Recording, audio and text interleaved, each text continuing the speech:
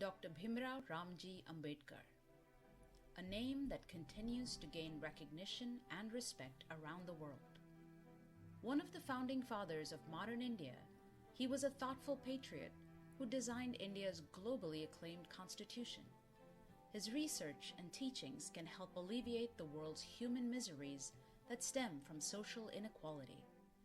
His insights are not only universal, but are also relevant across the passage of time. When he passed away at the mere age of 65, he had left the world a much better place than the one he was born into. So, what is it that brought about this superhuman feat? His achievements are nothing short of Herculean when we consider the fact that he was born into the most socially and economically disadvantaged of families, where even his touch was supposed to be defiling, as he belonged to the erstwhile untouchable caste. For a person to be born in such poverty and social disadvantage and to rise to such eminence might be called miraculous. But he did not believe in miracles. He believed in self-empowerment and was convinced that education is the vehicle to achieve it, and was ready to pay any price it demanded. And it demanded a lot.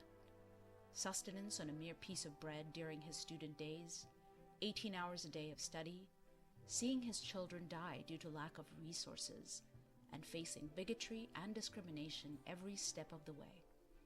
But with his steely resolve, he persevered in his goal, the goal to empower himself with so much knowledge that he could get to the root of the problems humanity faced and devise decisive solutions. This needed being an exponent in many disciplines in order to connect the various dimensions of human existence.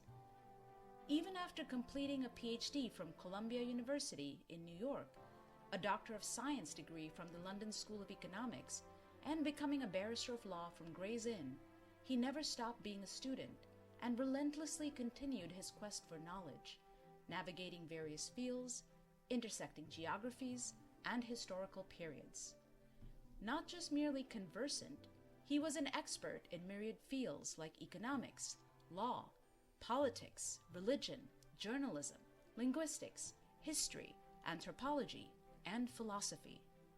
He was an academic, an administrator, a parliamentarian, and a social reformer. Some of his achievements listed below provide ample testimony to his polymathic intelligence. As an economist, his DSc thesis, The Problem of the Rupee, laid the foundation of the Reserve Bank of India, the country's Federal Reserve institution. In the legal arena, he was a very successful and renowned lawyer of his time.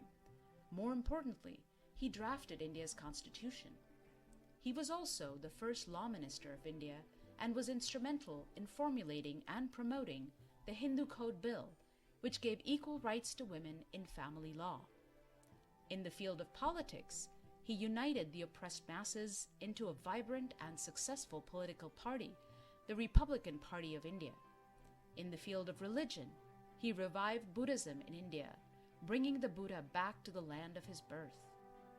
In the field of journalism, he ran many fortnightly publications throughout his life: Muknayak, Bahishkrit Bharat, Janata, Samata, Prabuddha Bharat. As an administrator, he formulated labor laws and undertook water projects to connect rivers and generate electricity in pre-independent India during his tenure as the Public Works Department Minister. As an educator, he made immense contributions by way of building many hostels, schools, colleges for the underprivileged, forming the People's Education Society, serving as a principal of the Law College, and also working as a professor of economics in his younger days. As a parliamentarian, his contribution in both houses of Indian Parliament in post-colonial India and in the Bombay Executive Council during the colonial period is remarkable and is often cited even today. He was fluent in several languages, both classical and modern, ranging from Persian to Marathi and English. As a social reformer, he gave hope and confidence to the then hopeless mass of people who were victims of inhumane caste discrimination, and he went on to battle on their behalf against the majority who were privileged and powerful and zealously operating as the custodians of inhuman, evil practices. This was indeed a David and Goliath contest. David triumphed over Goliath on the sheer strength of his knowledge, goodwill towards humanity, patriotic values, and the courage to challenge and change what was considered sacrosanct by the majority based on faith and tradition. It is his contribution in this area that has got him the most visibility because of the magnitude of the population he was able to save in his short lifetime and create an irreversible path for the emancipation of future generations. The last few decades have seen an exponential rise in Dr. Ambedkar's profile globally. American scholar Dr. Eleanor Zeliot's pioneering work on Dr. Ambedkar truly brought his awe-inspiring and outstanding accomplishments to Western academia. It is no wonder that today many academics are researching his life and his work in many colleges globally. Many local and state-level governments are acknowledging his noble work towards humanity and declaring April 14th, his birthday, as Equality Day in his honor, and many universities in North America and Europe have proudly installed his bust on their campuses. One may wonder why Dr. Ambedkar is gaining more recognition across the world today than in his own lifetime. The answer could be that he was way ahead of his time. He had incredible foresight, and having thought through the issues humanity would face, he addressed those future complexities. Today, as his forecasts have been validated in many ways, the world is taking note of his supreme foresight and how his analysis can be applied for the welfare of people everywhere. It is no coincidence that some of the salient points in his struggle are so well aligned with the UN preamble. His journey to emancipate the marginalized began in 1927 with the right for water agitation at Mahad in Maharashtra state to make drinking water available to those who were denied access to it due to caste discrimination. Similarly, his attention to women's rights and gender equality stands out as pioneering in his time. Indeed, he advocated gender equality when some developed nations were still debating voting rights for women. He articulated the significance of women's rights by asserting, "I measure the progress of a community by the degree of progress which women have achieved." He introduced labor laws in India in the colonial period, which are still in effect, and include significant milestones like providing maternity leave for mothers with newborns and humane working hours and conditions. During a legal case he was fighting on behalf of Mr. Karve, it is astounding to learn his candid views on the delicate subject of sexual health and education, birth control, as well as the then taboo subject of homosexuality.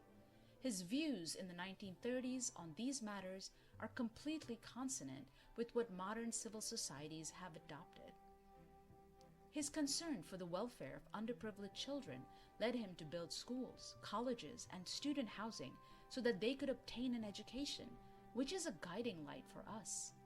His policies for ensuring the safety and security of minorities and communities facing perpetual hostilities are enshrined in India's constitution. Diversity and inclusion is a much cherished concept around the world in our modern times, but Dr. Ambedkar had already enshrined these noble ideals in the Indian Constitution over 70 years ago. The admirable principles of diversity and inclusivity are the foundation that supports India and makes it an entity worth emulating. Epitomizing these principles is the introduction of universal adult franchise, his unique gift to the Indian Constitution.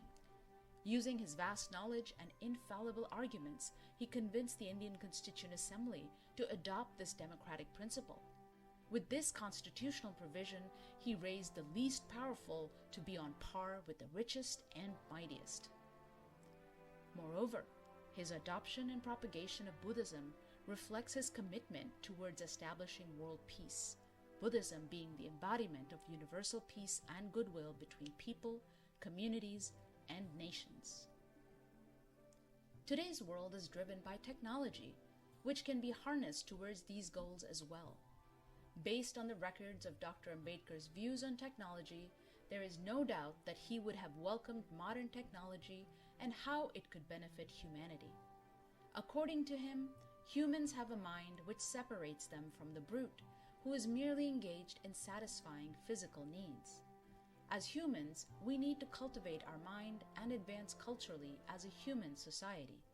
But if humans are perpetually engaged in earning a livelihood for survival, then it restricts the scope for the evolution of one's mind and culture.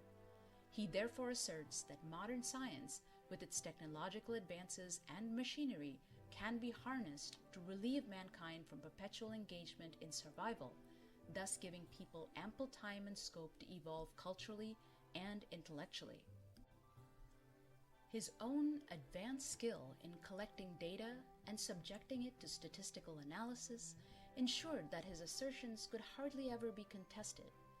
His sterling work clearly testifies that his immense achievements were a result of the strength of his vast knowledge across a multitude of fields, his compilation of relevant data, and his application of his sharp intellect to combine the knowledge and data.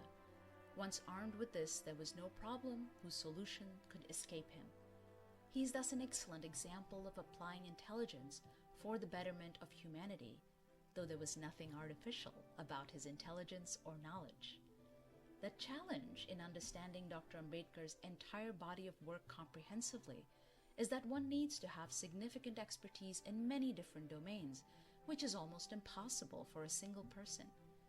A possible solution to this difficulty could be to create a knowledge base of Dr. Ambedkar's various bodies of work and leverage the field of AI to consolidate this knowledge and data and to use that to generate the solutions for uplifting humanity.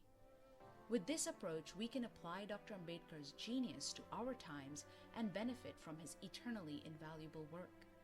Moreover, artificial intelligence systems will become better tools for social justice by learning from his ethics-focused analyses and problem-solving mindset. On this 132nd birth anniversary of Dr. Ambedkar, we pay rich tribute to this champion of humanity in this congregation of international delegates in the hallowed space of the United Nations. We look forward to working with its various agencies and allies to implement Dr. Ambedkar's invaluable thoughts and teachings on the betterment of human societies and establish equality across the globe. Jai Bhim!